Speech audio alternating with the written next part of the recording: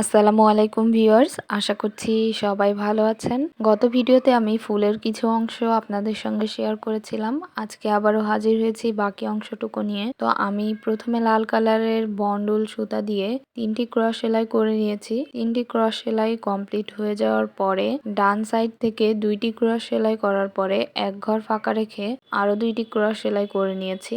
এর পরের লাইনে আমি বাম সাইড থেকে 3টি ক্রস সেলাই করে নিব।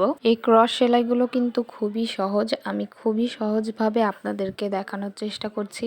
আশা করছি আমার এই ভিডিওগুলো সম্পূর্ণ যদি দেখেন তাহলে অবশ্যই বুঝতে পারবেন কিভাবে এই সেলাইগুলো করা হচ্ছে।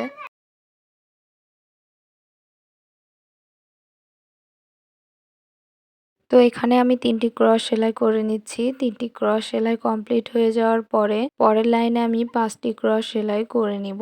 এই 5টি সেলাই করার জন্য অবশ্যই ডান সাইড থেকে একটি ঘর ফাঁকা রেখে তারপরে 5টি ক্রস সেলাই করে নিতে হবে।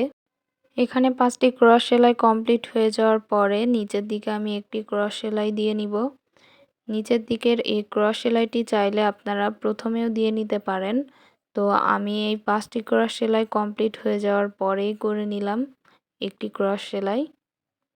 পরবর্তী লাইনে আমি 2টি ক্রস সেলাই করে ফুলের পাপড়ির কাজটি আমি এই পর্যন্তই শেষ করছি। সবাই ভালো থাকবেন, সুস্থ থাকবেন। আল্লাহ হাফেজ।